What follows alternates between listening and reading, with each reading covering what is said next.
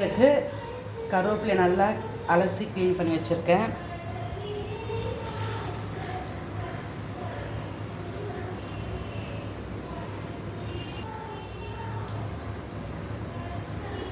பச்சை மிளகா, புளி,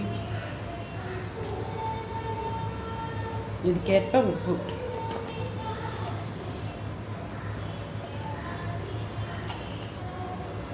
கருவேப்பிலை, மிளகு, புளி, காஞ்ச மிளகாய். இப்போ இதை அரைச்சிக்கலாம், மிக்சியில் அரைச்சிக்கலாம்.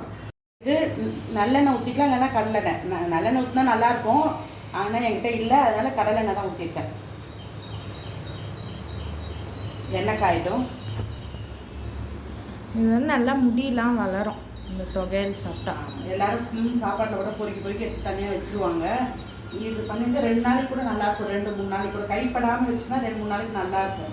சூடாக சாதம் போட்டு நெய் போட்டு சாப்பிடக்கூடாது, நல்லெண்ணெய் ஊற்றி சாப்பிடணும். அந்த சாதத்தில் ரொம்ப நல்லாயிருக்கும். கடுகு உளுத்தம்பருப்பு, கொஞ்சம் கருவேப்பிலை அதிகமாக இருக்கிறதெல்லாம் எடுத்து செஞ்சு வச்சுட்டா 2 நாளைக்கு நல்லாயிருக்கும். கொஞ்சம் மஞ்சள் பொடி, பெருங்காயம் போட்டுட்டேன்.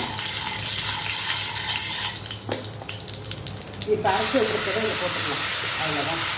இது அப்படியே நல்லா போட்டு சுருண்டு வரணும்.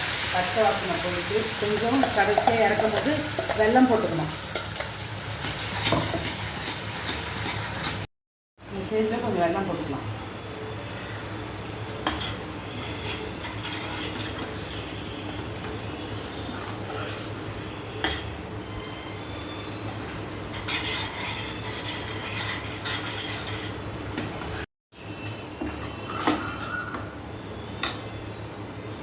ரெடி ஆகிடுச்சு பாருங்கள். கருவேப்பிலை தொகை சூடாக சாதம் போட்டு ஒரு டப்பாவில் போட்டு வச்சுன்னா ஒரு 2 நாள் 3 நாளைக்கு நல்லாயிருக்கும். கருவேப்பிலை தொகையில் ரெடி.